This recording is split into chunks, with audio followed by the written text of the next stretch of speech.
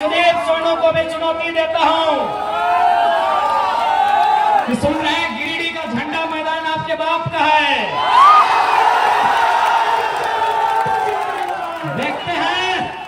देखते हैं सोनू जी, वो झंडा मैदान कब तक आपके बाप का रहता है। बड़ा दुर्भाग्य, एक लोकतांत्रिक देश में हम लोग 2 साल से झंडा मैदान में सभा करने की बात कर रहे हैं। पता नहीं जिला प्रशासन भी मौन क्यों हो जाती है, जिला प्रशासन भी अंतिम समय निर्णय क्यों बदल देती है। तो ठीक है सोनू जी, अभी समय आपका है, लेकिन याद रखिएगा कि आप जो घमंड कर रहे हैं अपनी पद का और मुख्यमंत्री से आपके परिचय का, ये ज्यादा दिन नहीं टिकेगा।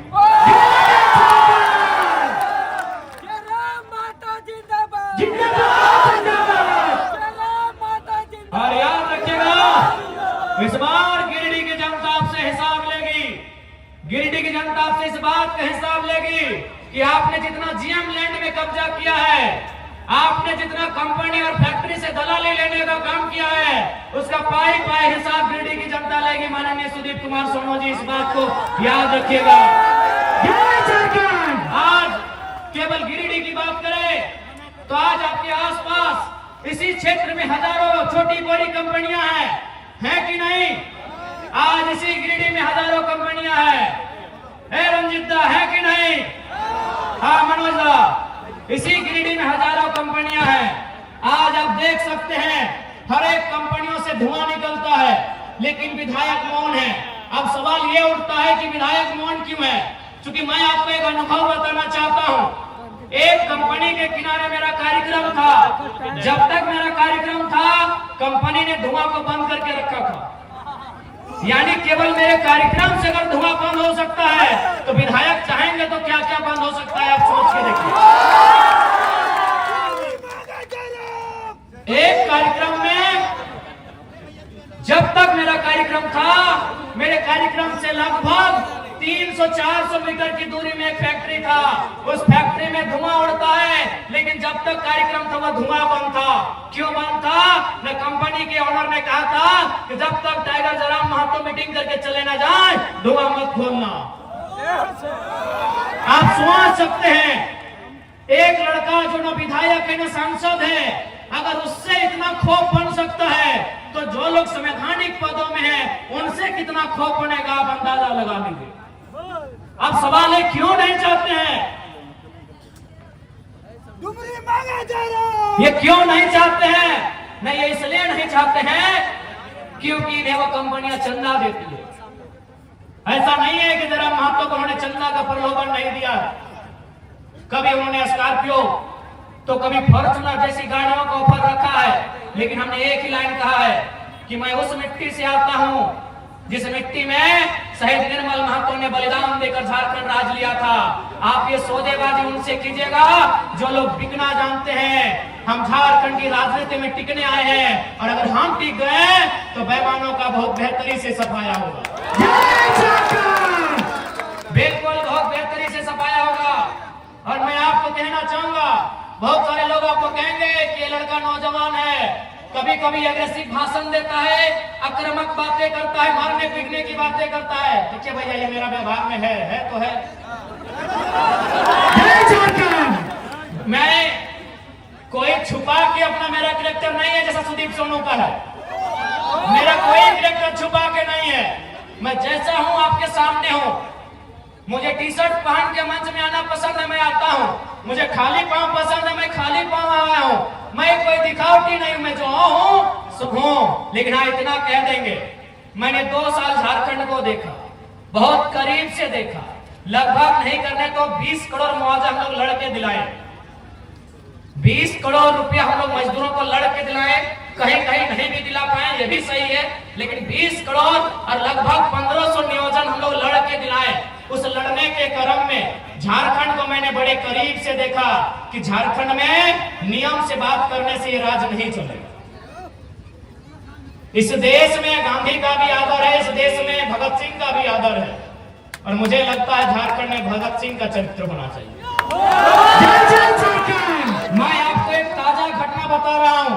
आपने मेरा वीडियो देखा होगा बागमारा में, शायद पहली दृष्टि में आपको भी बुरा लगा होगा कि लड़का क्या बोल रहा है, बदला लेंगे, खून बहेगा, लहू बहेगा। आपके परिवार को हम देख लिए हैं, आपको भी लगेगा चूंकि वो 30-40 सेकंड का वीडियो है, लेकिन असली सच्चाई क्या है अगर आप सुनिएगा तो आपके पांव के नीचे से जमीन खिसक जाएगा। दरअसल बागमारा के उस कोलियारी में 133 मजदूर काम करते हैं। अच्छा एक बात बताइए, अगर कोई कहीं काम करता है तो उसके काम का कोई प्रमाण होता है कि नहीं? चूंकि वो कोलियारी में काम करते हैं यानी बीसीसीएल के अधीन काम करते हैं, लेकिन चूंकि बीसीसीएल ने टेंडर दे दिया है तो टेंडर वाली कंपनी का जिम्मा होना चाहिए। लेकिन उस मीटिंग में आप सुन रहे होंगे टेंडर वाली कंपनी भी बोल रही है कि वर्कर मेरे नहीं है, बीसीसीएल भी बोल रही है ये वर्कर मेरे नहीं है, जबकि उनको पेमेंट भी मिल रहा है, 5600 मिल रहा है, किसी को 6200 मिल रहा है, किसी को 8000 मिल रहा है। तो मैंने वही सवाल किया कि भाई इनको 8000 पेमेंट दे कौन रहा है, इनको 8000 पेमेंट दे कौन रहा है? ये बीसीसीएल के वर्कर नहीं है, ये आउटसोर्सिंग कंपनी के वर्कर नहीं है, तो इनको पेमेंट दे कौन रहा है? बस वहीं कोई तीसरा आदमी छुप के बैठा है जो विधायक या सांसद है। उनका पेमेंट बनता है 32,000, उनको मिल कितना रहा है? 6,000। बताइए किसका खून नहीं खोलेगा? किसका खून? अगर आप में जरा भी इंसानियत है और आप में जरा भी अन्याय के खिलाफ लड़ने की क्षमता है तो आपका खून खोलेगा ही खोलेगा। पेमेंट कितना बनता है? 32,000। कितना मिल रहा है? 6,000। किसका खून नहीं खोलेगा? अरे वो तो मीडिया चल रहा था, कैमरा था, हमको भी मालूम था कि मीडिया लोग वीडियो ले रहे हैं, नहीं तो बोतल कसम से हम टेबल में पटकने के लिए नहीं उठाए।